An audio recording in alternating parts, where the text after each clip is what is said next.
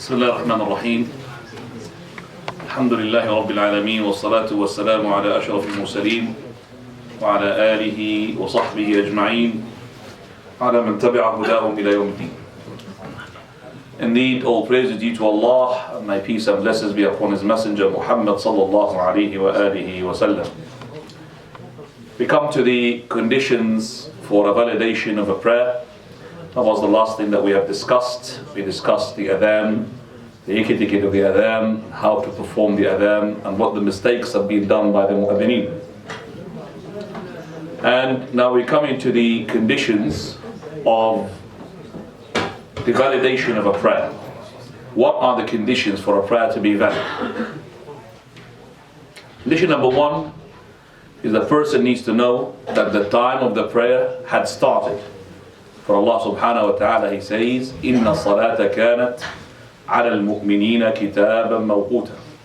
But the prayer is a timed book upon the believers.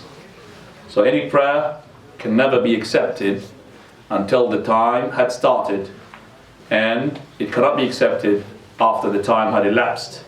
So you have to do the prayer within the time of the prayer. Otherwise there is no need for Allah subhanahu wa ta'ala to specify the time for the prayer. So for the dhuhr, has to be performed from the beginning of the dhuhr until the end of the dhuhr. You can't perform it before, nor you can perform it after. Second condition is the tahara. Tahara is whether it is the major one or the minor one. For Allah subhanahu wa ta'ala, He says, يَا أَيُّهَا الَّذِينَ آمَنُوا إِذَا قُمْتُمْ إِلَى الصَّلَاةِ فَاغْسِلُوا وُجُوهَكُمْ وَأَيْدِيَكُمْ إِلَى الْمَرَافِقِ وَامْسَحُوا بِرُؤُوسِكُمْ وَأَرْجُلَكُمْ إِلَى الْكَعْبَيْنِ إِن كُنتُمْ جُنُبًا فَاطَّهَّرُوا. Allah subhanahu wa ta'ala, He says, O you who believe, when you're about to make the prayer, wash your face, hands up to the elbows, wipe your heads, and wash your feet up to the ankles, and if you were on janaba, then make a ghusl. Also the hadith of the Prophet ﷺ, he said, Allah subhanahu wa ta'ala will not accept a prayer of a person without a purification. In this, we need to know that this tahara is a condition while the person is about to do the prayer. But if the person, for example, had started his prayer, and in the middle of his prayer, regardless how many rak'ahs he had prayed, that he had remembered that he is not on tahara, for example, he forgot to make the wudu, or he made the wudu but he forgot he actually invalidated his wudu, then he's an option, which is an option that so many people they don't know about. That is the option of the stoppage of the prayer and then going to have wudu and coming back and continuing the prayer. Now many people they don't know about this one. For the Prophet ﷺ was about to lead the companions in the Fajr prayer, and he said Allahu Akbar, indicating Takbirat al-Ihram. Then he remembered that he was on janaba. So he gave a gesture, that means he waved his hand to the companions to stay put, not to move. Then he went to his room, which is not far away. His room is, the door of it goes to the masjid. And he made the ghusl, and he came back, and even his clothes or his body still not to be dried. And then he continued the prayer. So the companions stayed put on the position of recitation of the Fatiha. Prophet of Allah went to the place for making the ghusl, made the ghusl and came back, and then he continued the prayer. Now I would urgently, I would emphasize that a person, an imam, could not do such a thing, and I would not really advise him to do such a thing. That is to tell the people to stay put while he goes to have a ghusl or have wudu and come back, because I don't think the people are educated enough to know about such a thing. They will start talking. So the companions waited until the Prophet ﷺ had a ghusl. Scholars, they said, Shaykh al-Albani rahimahullah, he says that if the mida'a, meaning the place for making wudu, is not far away, then the person, if he wants to do such, he needs to know that he's in a prayer. So he cannot talk, and that's why the Prophet ﷺ did not say stay put, but he said like this, because he's in a prayer. And the place of the wudu is close, makes the wudu and minimize as much as possible to face other than the direction of the Qibla. So that means if he has to walk to the Midah, which is opposite the direction of the Qibla, no problem. But while he's making the wudu is to face the Qibla because he's still in a prayer. And then he would come back and continue. Now if he's on his own, that's easy. I mean, he's not leading anybody, but if he's leading people, then you need to be educated, knowing. So the people who are present at the moment, they have learned this. So the Imam does that. They know what the Imam is doing. So we say at-tahara, if you have remembered it before the prayer, then you cannot start the prayer until you are purified.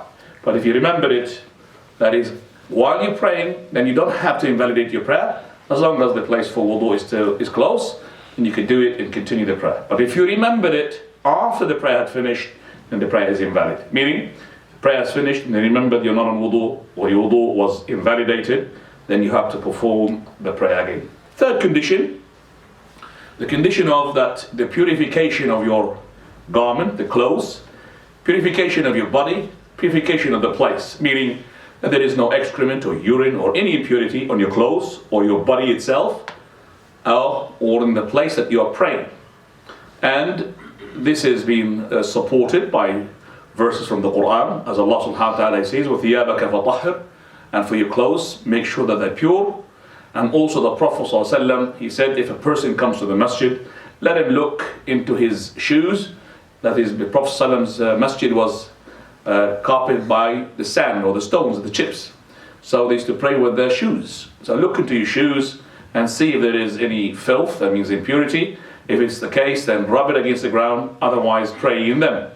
So here it shows us that we have to have purity of the clothes, meaning the shoes and the clothes and everything.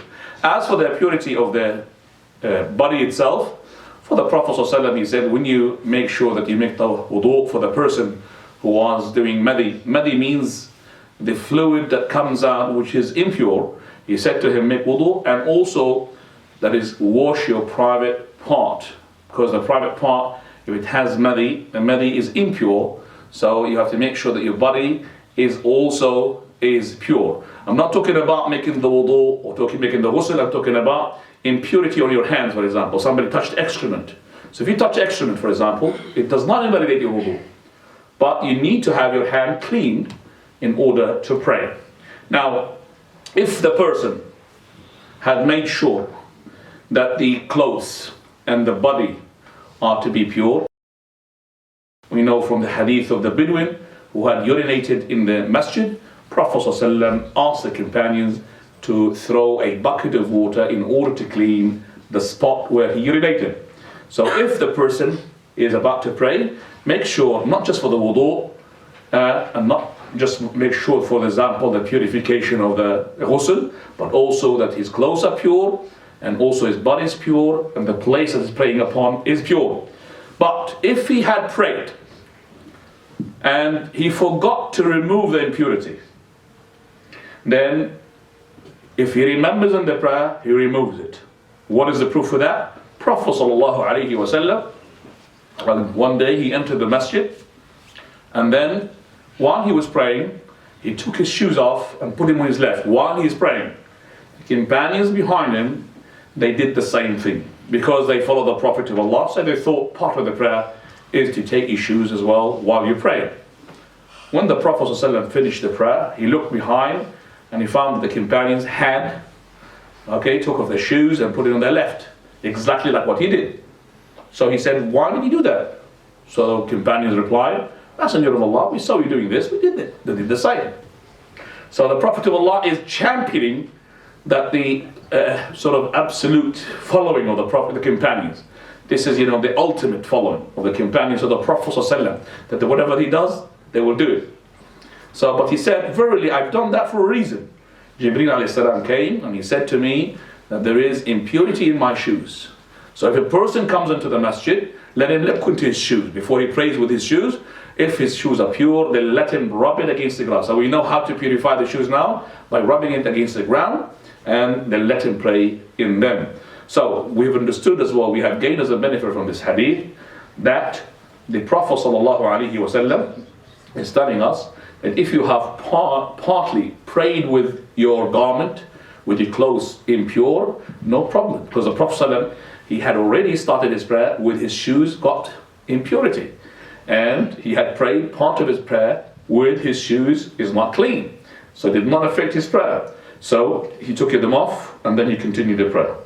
If the person forgot to remove that impurity, he forgot and just remembered, oh, I did not remove it, or he found out later on that he had an impurity, then it does not affect his prayer. Alhamdulillah, because the Prophet ﷺ had said so. So we say that the person, he had prayed with an impurity on him without knowing, then his prayer is valid. It is different from the person being on wudu or the person not being on janaba. If he's been on wudu or no wudu or not being on janaba and he remembered after he finished the prayer, we do have a hadith to indicate that we need to repeat the whole prayer. That is the hadith of Umar al-Khattab radiallahu anhu warda. He had led the companions in a prayer in the Fajr, and then after he had led the prayer he remembered that he was on janaba. So he himself repeated the prayer where he did not command the rest to repeat the prayer because they had prayed behind the Imam. And the Prophet ﷺ said, they pray for you. If they are correct, then it is for you and for them. And if they were incorrect, then it's upon them and it's all the time for you. That means they're not going to be sinned. So the companions did not repeat the prayer, but Umar al-Khattab, he repeated the prayer. Because of that reason, we say that if you hadn't had Umar al-Khattab's narration, we would have said, if you forgot as well about your wudu, no problem. But because of this narration, we say that the person who forgot to make the wudu or his wudu was invalidated, remembered after the prayer, then he has to repeat the prayer, Allah Ta'ala. The other condition for the prayer is to cover the awrah. Now the awrah, Allah subhanahu wa ta'ala, he says in Surah Al-A'raf, Ya bani Adam, khudhu zinatakum inda kulli masjid. O son of Adam, take your garments and beauty, that is to adorn yourself, make sure that you are covering the awrah for the sake of the prayer. And Prophet ﷺ, he said, Allah will not accept the prayer of a woman that is an adult except she had a khimar and is covering her head. As for the man's awrah towards another man, it is awrah that is between the navel and the knees. The navel, the knees and awrah, so it's in between them. So the knee, you could show it, the navel, you could show it, but beneath the knees, the navel, the belly button, and above the knees, you cannot show that. So the knee itself, you could show it, the navel, you could show it. But in the prayer, we do have a hadith, which is Imam Ahmad, he had taken this hadith as to be hadith which is authentic, and he had implemented the fiqh of it, that is, لا يصلين أحدكم في الثوب الواحد ليس على عاتقيه منه شيء. A person who is praying with one garment, he should not pray with one garment just covering the bottom half, which is from the navel up to the knees, but if it's long enough, he should really have it to cover his shoulder. So he would take the two ends of it and he wrap them on his shoulder and he would tie them up here, so in order to cover the bottom part and the shoulder part. So you're not allowed to show your shoulders when you are praying. So these shoulders, you're all right to show it to another man, no problem, it's not awrah. A female, a woman, who's a stranger, she could look at the shoulder of a person, no awrah. But he's not allowed to show this shoulder while he's praying. So for those who pray at home, and they pray with a vest, which is the one which has got a thin line, the vest, that is not allowed. Their prayer is invalid. They need to cover, so that if it's a vest which is a cover of the shoulder, like we'll call it the half, that one covers, there's no problem. If it doesn't cover, and it's been asked at the time of the Imam Shafi'i, the Imam Ahmad, they were asked, can the person pray with a garment covering the bottom half, and then a rope was being put on his shoulder, a rope. Now, at that time there was no vest, okay? But this is the rope we're talking about. It's a little string, covering the shoulder. He said, no, it's not allowed. You have to cover the shoulder. So, covering the shoulder is important. And where do we see people uncovering the shoulder when they pray with millions? Makkah. Hajj. When they are in state of ihram. All of them, they uncover the right shoulder, and then they pray with uncovering the right shoulder. They don't know, they have invalidated the prayer. So the person uncovers the right shoulder just for the sake of the first 7 rounds, which is Qutaf al-Qudum. Then after that he covers it before he prays behind Maqam Ibrahim. Now the Satr al-Awrah for the woman is all of her awrah except for the man, the stranger, not to see from her. He could see nothing, but he could see, the only thing that he could see, the hands up to the wrist, and the face. It's better to cover them, but it's not a must. Now, all the rest is awrah. But in her prayer, she's allowed to show not just the hands that we have showed in there, not just the face, also she's allowed to show the bottom of her feet. Meaning, when she prostrates and her garment would go a bit, shorter, then the bottom of her feet had shown, then there's no problem because it's been shown at the time of. But the top of her feet is not allowed. If she had showed it, then the prayer is invalid. So we say to the women, make sure that you pray with a long garment, and the garments of the companion women at the time of the Prophet ﷺ, they were covering from the front up to the floor. From the back they had a tail which is as long as a cubit, an arm length, like this. That is a tail which we don't see anymore. The tail is gone now. And that tail used to drag on the floor. And even the companions asked Messenger of Allah, what about that? Drag some filth, some impurities. Prophet said, يُطَهِّرُهُ مَا بَعْدَ. That is, will be purified with whatever it touches afterwards. So if it touches impurity, then it will encounter it. It will be purified. Alhamdulillah. So, showing the top portion of your feet, it will invalidate your prayer as a woman, even though there is nobody there. But you could show the bottom of your feet, and this is the hadith of the Prophet sallallahu alaihi wasallam. As for the final, or not the final, the one before the final condition, that is to face the Qibla. Facing the Qibla. Now before I go to facing the Qibla, I need to as well elaborate regarding the awrah, which is of the person. If the person was praying, and suddenly his trousers fell down, or for example, the woman, she's covering her hair, little girl, she pulled her scarf away, then she's just like the impurity. You remember, she remove it while you're praying. Same thing, if you are able to straight away to cover the awrah, so it fell down, put it up. The woman, she took it from the child, straight away she covered her hair, there's no problem, she continues her prayer. But if she left it, and she did not do anything, then her prayer is invalid. We remind those people who are putting trousers on, that the trousers has the number of bad things. Number one, the tightness of the trouser. And the trouser, regardless, how baggy it is, most of them are tight. And the tightness of this is that it would show the shape of your thigh. And the thigh of yours, it is not different from the thigh of a woman. Meaning, just like the thigh of a woman is awrah, it's awrah. So, I don't think you would like to see your sister or your mother or your wife coming out with a trouser out. Well, why do you as well say to yourself the same thing? Because the trouser, she's got an awrah which is her thigh, and you've got an awrah which is your thigh as well. So the thigh is awrah in both cases. I urge those people that got trousers on to divorce the trouser 3 times. They can't go back until they marry somebody else. And if they can't, then they could put a long jacket on it. And the jacket covers up to the knees. So the jacket, one of these coat or caps or whatever, up to the knees it covers, then it's very good. But to show the trouser, and plus the third one, which is I've seen so many times. These people got trousers, they got shirts as well. When they make the sujood or they make the ruku', that shirt will shrink and then would show the back, and even would show the backside. And backside, everything. And I've seen it so many times. A'udhu billah. And we say to the person, if he does not cover it straight away, his prayer what? Is invalid.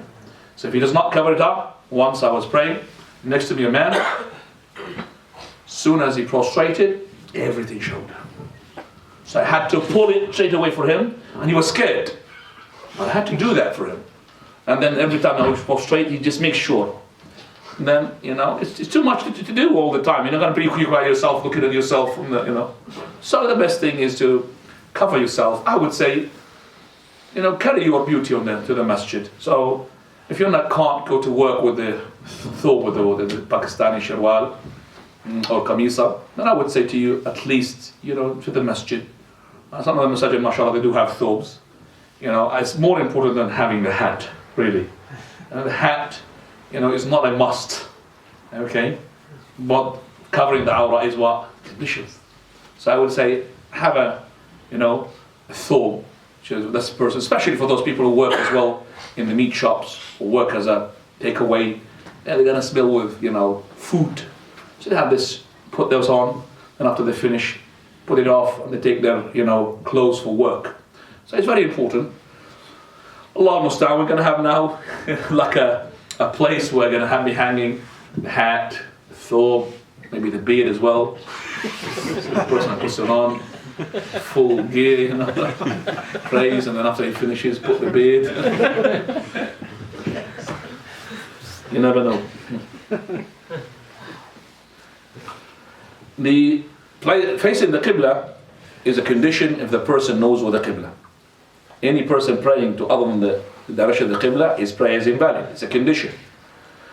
But there is times where you're able not to face the Qibla. Number one, in the times of the fear. For verily, from the prayer of the fear, which we haven't discussed, that the companions prayed with the Prophet ﷺ, part of their prayer, their back is to the Qibla. And their face is to the enemy. So they were praying, Allahu Akbar, and their back is where? To the Qibla.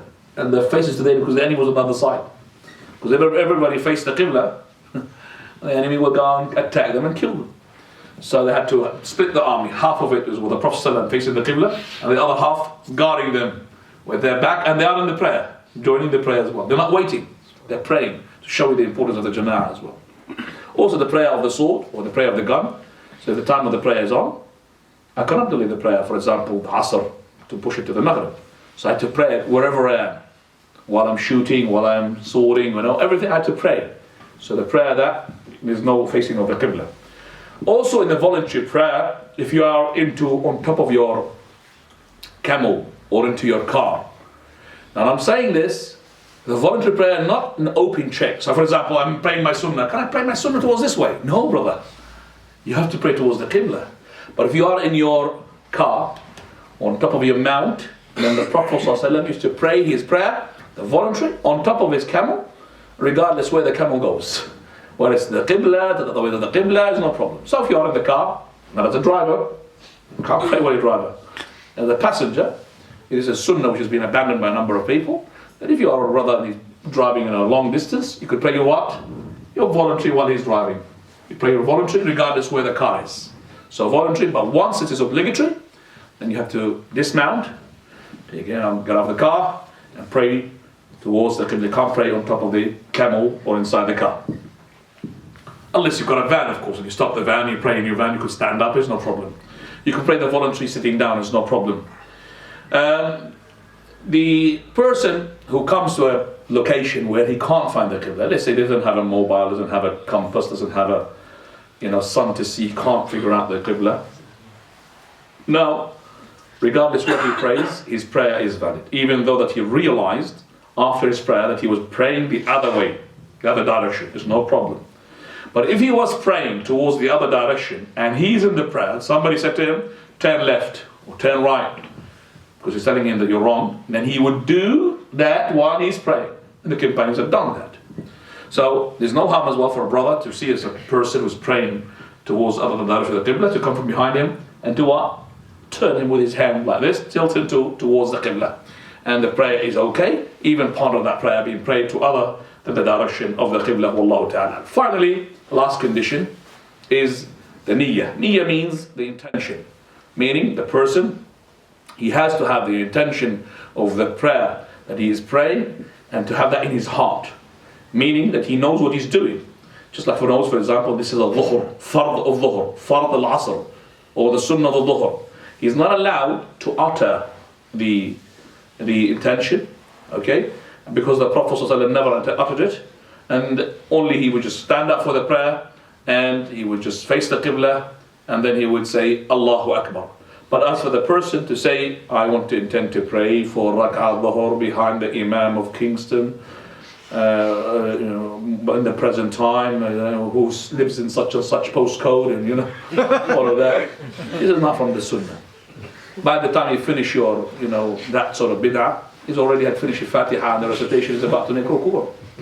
So all of that is talking about bid'ah. not from the innovations, not from the sunnah, to utter your things in your tongue. Even some of the people, okay, in my heart I would say, for rak'ah, no. That means you know what you're doing. So you come into this Isha, and I'm doing for the Isha. So Allahu Akbar, that's Isha. It's exactly when you are going to the toilet. As soon as you go to the toilet, okay, you don't need to have an intention that, stop here. What do I want to do to the toilet? I want to intend to urinate and after that flush the toilet. No, I don't do that. Straight away, something happens in my stomach, I go to the toilet. True or not? Okay, you're not going to the kitchen, are you? You're not going to go to the bedroom. Straight away, prayer, the time of the prayer is on, I would go to the prayer. I know what I'm doing. That's what it's called, I know what I'm doing. That's called the intention, which is a condition. Wallahu ta'ala a'lam. Now coming to the sifat as-salah, how the person prays. Listen to me, I'm going to describe the whole of the salah as the Prophet ﷺ had prayed it. And with simple as possible, to keep it to the simple version, and not to really go to the details yet, but just to go to the simple version. So listen, and listen to the things as well that the people they do, which is not part of the salah. First of all, when the person makes a prayer, he faces the Qibla, and he has to be close from a sutra, unless he's praying behind an imam. Sutra means a shield. So you have a wall as a shield. You have, for example, the leg of a table as a shield. You have the back of your brother is a shield. You have a tree is a shield. The shield has to be, which is a sutra, at least about 45 centimeters, just that height. So that is enough for you as a sutra. But to have that like this, laying down, it is not enough for you as a sutra. It's not high enough. The person needs to be close to that sutra, meaning when he prays, his prostration, if my sutra is here, so his prostration will be on that line. So when his head, he prostrates on line, so he's not really far from it, nor he is charging, so close, like, he's knocking his head to the sutra. It's not from the sunnah as well. The sunnah is to leave a gap, as the Prophet used to leave a gap. Now, Prophet ﷺ, he said, إِنَّمَا الْأَعْمَالُ بِالنِّيَّاتِ. Verily, all actions are based upon intention. So, now, your intention that you want to do the prayer, and you want to do it for the sake of Allah, nobody else. You start your prayer by saying Allahu Akbar. There is no such thing, I intend to pray for rak'ah, Lord. It had put me off when I learned this. When I was a kid, my mother used to teach me what to pray. Say, نويت أن أصلي 4 ركعات فرض حاضر خلف الإمام.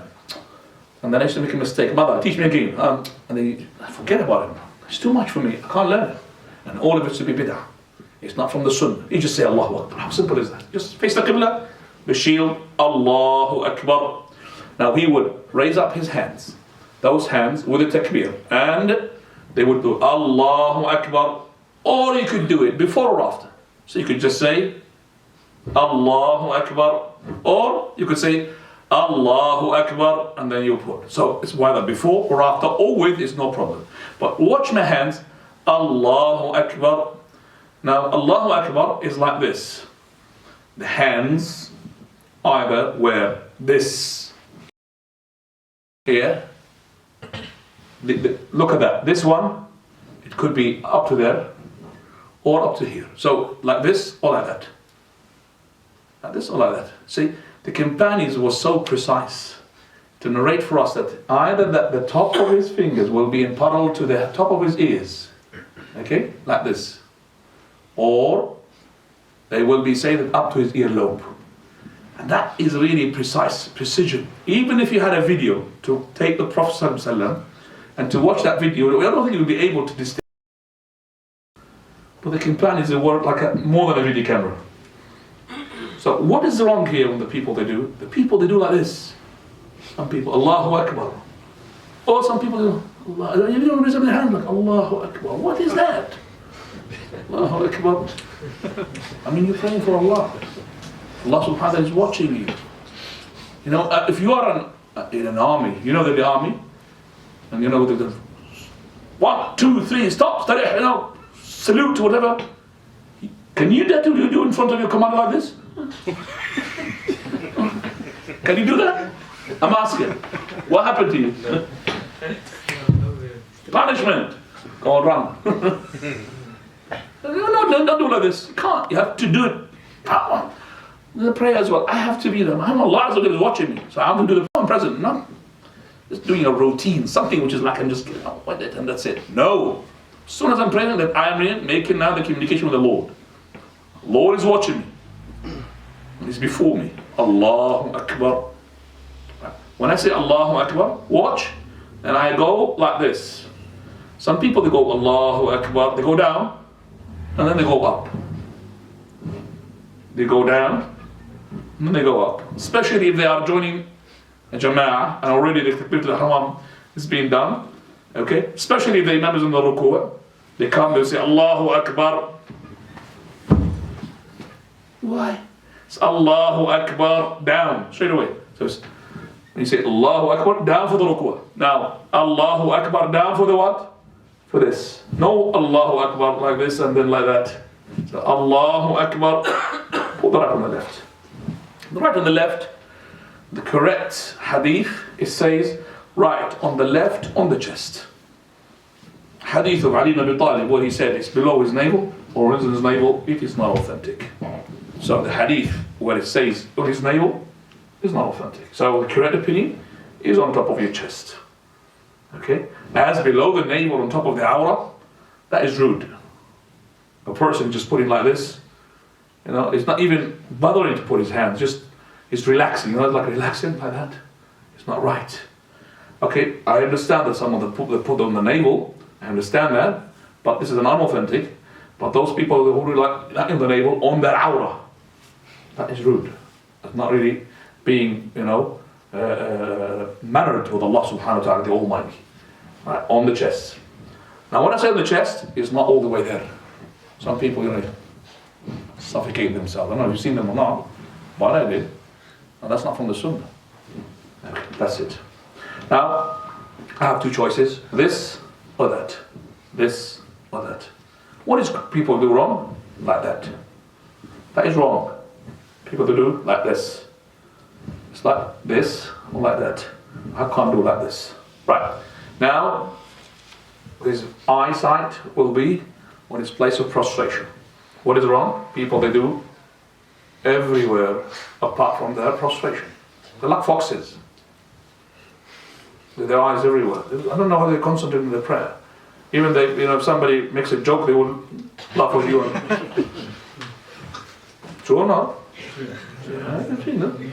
I'm not joking. I'm saying, person, Wallahi, I've seen him. He was laughing in the prayer while the people making joke. He's laughing with them, and he's. And one day, I left the prayer, and somebody who's got 2 rak'ah or 3 rak'ah, I can't remember. 1 rak'ah could be that he wants to finish. As I'm coming towards him, he was looking at me and smiling. I thought he was not praying.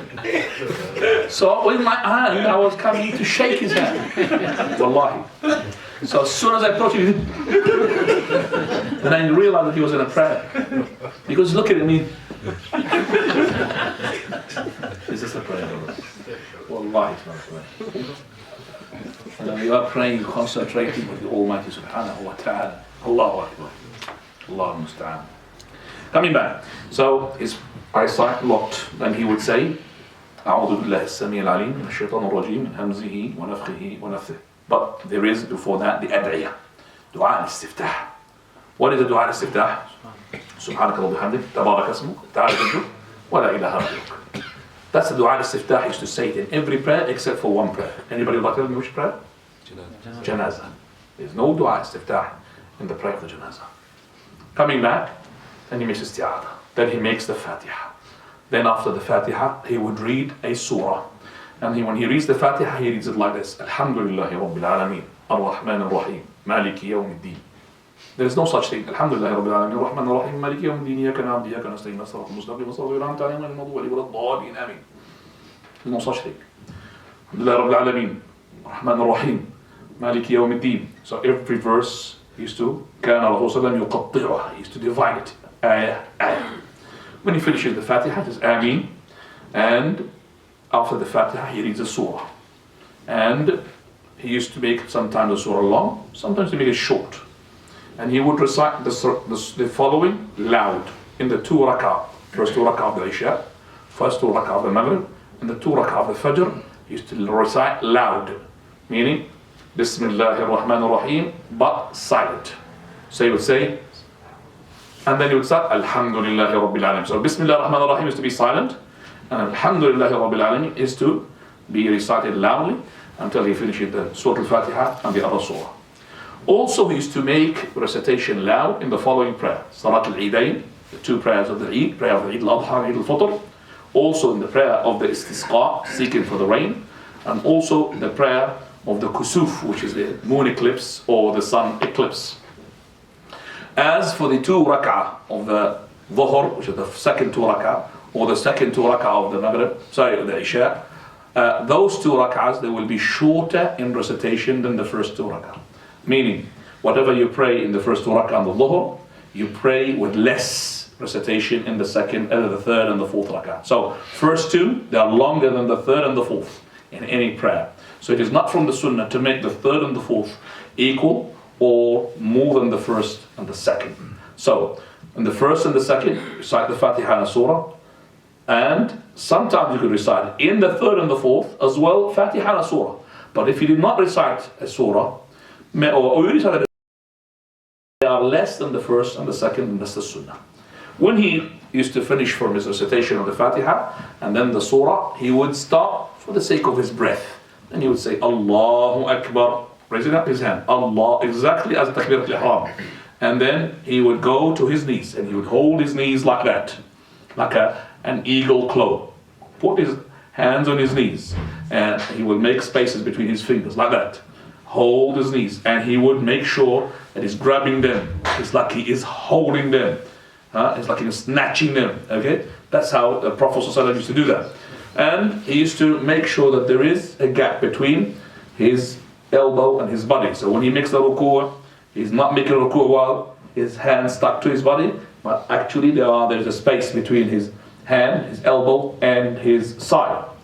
Then he would perform the ruku' can I just have somebody so I could just really demonstrate with that, Muhammad?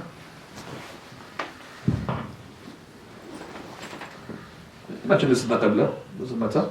I'll make the ruku' as I said, and I want you to do Allah. Be careful with hands. Allah Akbar, go down. Right, now you see that's holding and you're like grabbing. Now this ruku' with this hand is not this way, is this way. So and now look at the back, it has to be settled. So if I put the cup of tea, don't worry, I'm going to put it. It will not drop. So watch my mobile, settled. So some people they pray like this, no, like this, isn't it? You've seen them. Yeah. If you put something, it will go down. Some people they exaggerate, will go like that. As well, they will go down. Some people they pray with the level, but this head, up. Sah? Some people they pray with it down. It's supposed to be what? Level with the middle. That's the. See, I'm praying as well and making sure that everything as detailed as the Prophet ﷺ. Right, and he used to make tranquility in his ruku'. Meaning, when he makes ruku', at least he would say Subhana Rabbil Azim once. So it's not grabbing and coming, grabbing. We're not going to the gym. We are praying with tranquility. Say Subhana Rabbil Azim. As the Prophet ﷺ, he said, even if you put the water there, it would settle, it will not spill. And he would say Subhana Rabbil Azim 3 times. You could say it 4, 5, 6, 7, as much as you want. And he would say as well other ad'iyah, but Subhana Rabbil Azim now is enough, inshallah. Subhana Rabbil Azim. Then after that, he would go from the ruku'. Sami'a, say.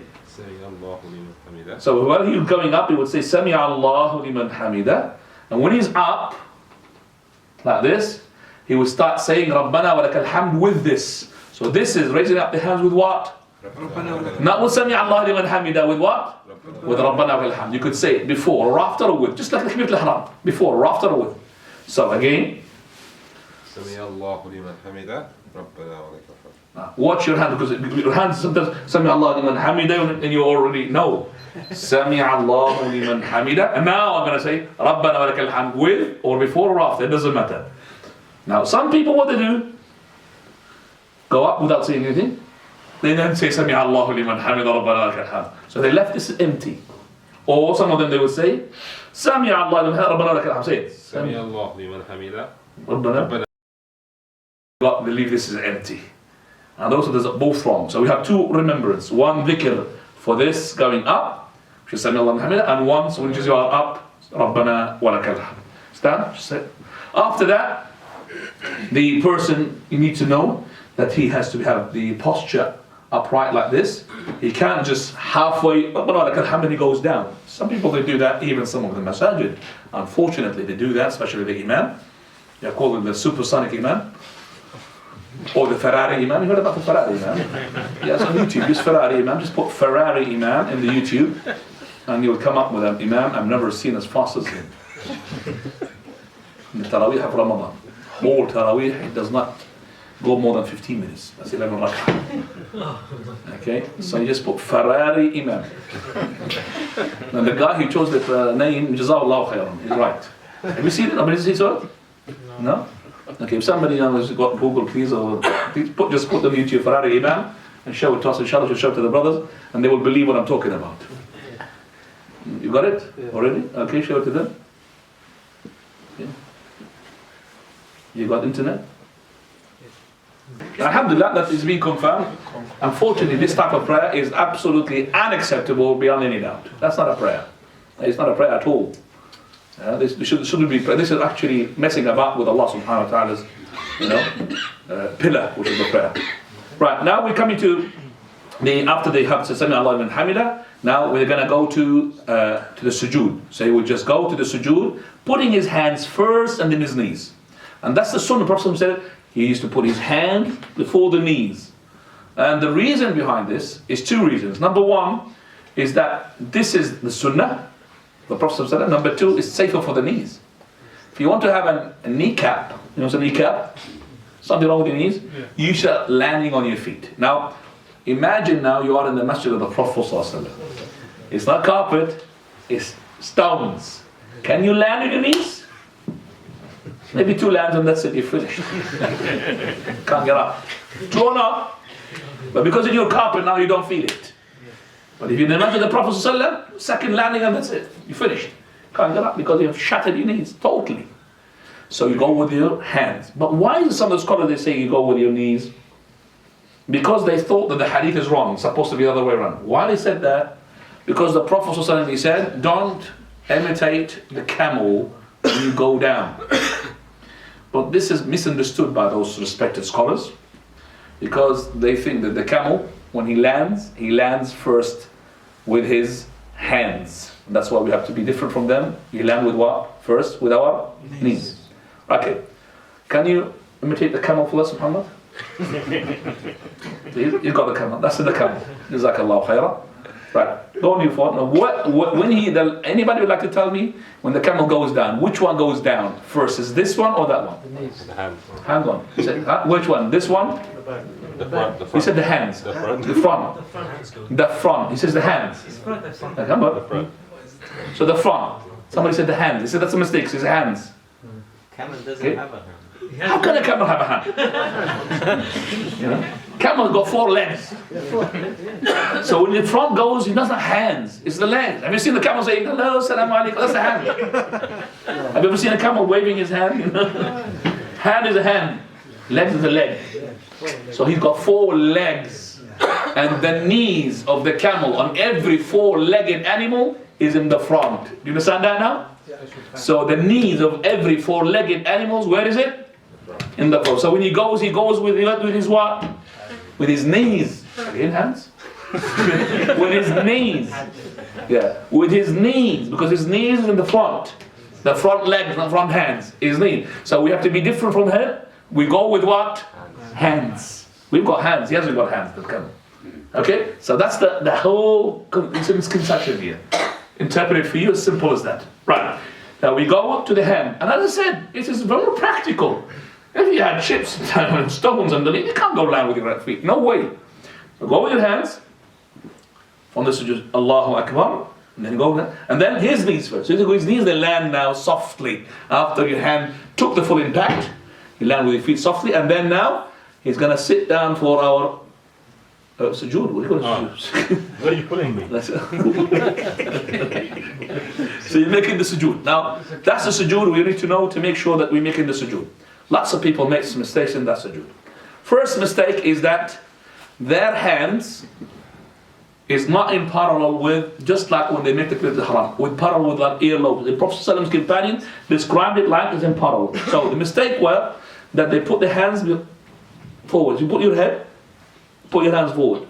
Yeah. Some people do like this. Drawn up, you can see them. Okay, some people do the opposite. No, put your hands down. That's what. Yes, close. Some people do like this. That's wrong as well. Also in the sujood itself, the sujood has to be normal. So some people, overstretch yourself. That's a push-up, that's not a sujood. Some people exaggerate, grab yourself. No, make the sajda here. You understand it? That's as well wrong. It's the normal way. It's not overstretching, nor it is you are so pressurized. Stretching. Jazakallah khair. Right. Have you? Because it's tired now. It's not right sujood, that's why. Sit down. I'll get you on camera. Turn your face to the other side and show us the feet. Now the feet, when you make the sujood, make the sajda, okay? Those, first of all, the hands, you see the hands? Those has to be like this. They're not supposed to be like that. Supposed to be what? Like this. Unless you pray in jama'ah, you're not supposed to push too much. Prophet ﷺ's armpit used to show when he used to make the sujood. So this is the sujood. Then the 2 feet are to be stuck like that. So praying with the feet like this, with people that do, or like that, all of it wrong. So do it like the right way. This is the correct way. Plus, those 2 toes, you see the toes there? They're bent towards the Qibla. So everything's towards the Qibla. So people pray like this. Okay, that's wrong. Okay? Some people pray like that. Is that right? Most of the people, look at them in the prayer. Pray like this or pray like that. Okay? So all of that wrong. All of that are not right. Now this is jeopardizing the prayer. Because when you are making sujood, you have to have 7 limbs touching. What are the limbs? 1, 2. So if you did like this, you're missing 1. So it's 1, 2, 3, 4, the knees. Hands, 4. So 1, 2, 3, 4, 5, 6. Where's the 7th? The head and nose is one place. Head and the nose. People, they pray with the nose not touching. No prayer for him. Sujood is batil, invalid. So those are the 7. So the person who prayed like that, he had as well missed the prayer. Look at that. So many people don't know this. It's one condition is gone. Now if you didn't know about it before, don't worry about it. From today, as soon as you know, you have to do it. Otherwise, your prayer is jeopardized. Alhamdulillah, our brother, mashallah, is covering his back. No. Inna rabbaka labil mirsad. It is not the religion we are keeping, it is Allah. So if it's us who are keeping it, we failed it a long time ago. It's Allah subhanahu wa ta'ala.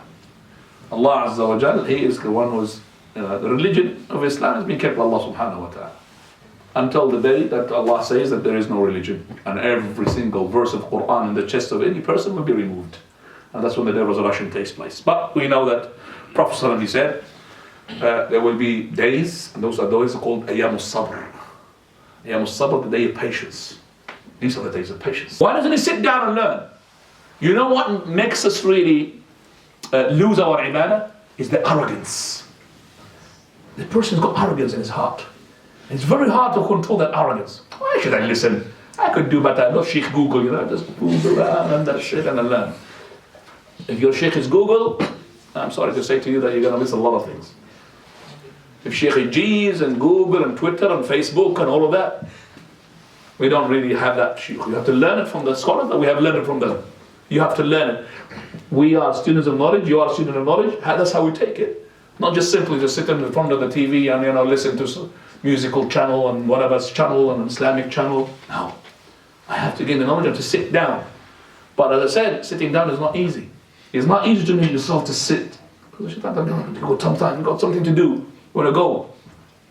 So unfortunately, yes, there is, I would say, shortcomings from the people of knowledge, not to give all their knowledge to the people, but the most of the shortcomings coming from the people. They're not listening. They don't want to listen. They want to just stay like this. If you want to say like this, I'm sorry to say to you that you have to worship Allah with knowledge. You must upon you to learn that your nose touch the ground. You can't just say, I don't know. Okay, I don't know, but فَاسْأَلُوا أَهْلَ الذِّكْرِ, come and learn. How are you going to know? You have to learn. Yeah, I was going to ask a Come forward, come forward. That's it. Yeah. We have to learn the etiquette of knowledge. Sitting in the back is not from the etiquette of knowledge. Father. Because basically I want to ask, so with all the actions you've been talking about throughout this whole talk here, suppose like you've placed like your arms in a cast or something, or you've got an injured back or a leg or something, crutches, something like that, you can't really go Allahu Akbar or do all the kneeling. Then obviously is that like sort of, I think so. I've seen other people as well that are using a chair as well. Yeah, like right. Allah Azza wa Jal does not burden you over what you are capable of doing. So if this person cannot stand up, he could pray sitting down. If he can't pray sitting down, he could pray what? Leaning back or on his side. Allah does not burden you over your capability. If the person has got a cast on his head and he wants to do the wudu, just do the wudu for the limbs that he can do wudu, and for this, doesn't do anything. There's no mess, there's no wiping, nothing. Khalas. You just do the wudu for those areas that you can't do. You can't touch the water, you've got skin irritation, tayammum, dry ablution. Oh, mashallah. The sand, rock, tile, bismillah. And then, khalas, I'm ready now for the prayer. Simple as that. So alhamdulillah, Allah. Now, but you have to learn. One of the when you just did your hands like this, some of the mistakes that people they do like this. Allahu Akbar. Do you want to know? I do. No. So it's not an ignition of a car. On, off. People have to touch their ear.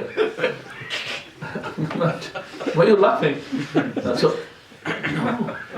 But why did he do like this, the person? Because he saw other people doing it. He did not take it from a book. There's no such book that says you touch your ear and flick it like that. Well, ya akhi, you have to learn your prayer. You have to learn it from the Prophet ﷺ. I can't learn from somebody else like that. I've seen somebody like this. Wallahi. Some people sit like this in front of me.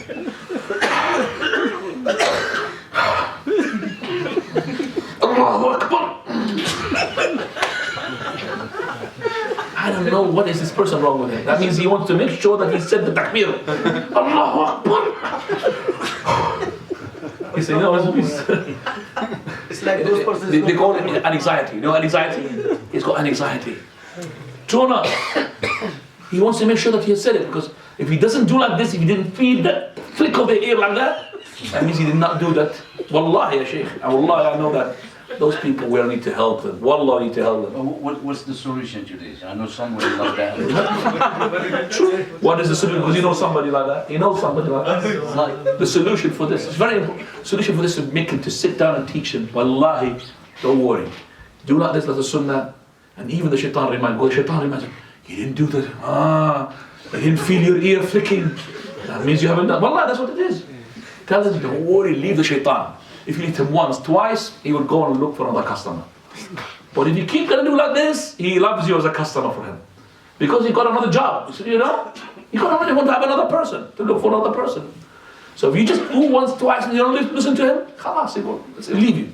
But because he thinks he hasn't done it, he has to feel, has I done it? Yes, my ear is in pain, that means I've done it. That's what it is. But some people, they do it because they have seen other people that do it, like this. So that's not right. So Allahu Akbar. I'm not really going like this all the way. Allah. Look, not like that. Allahu Akbar. Not like this, not that. And this is, look. My shoulder. Allahu Akbar. Look. Allahu Akbar. Allahu Akbar. Not Allahu Akbar. No, not here, not in the head.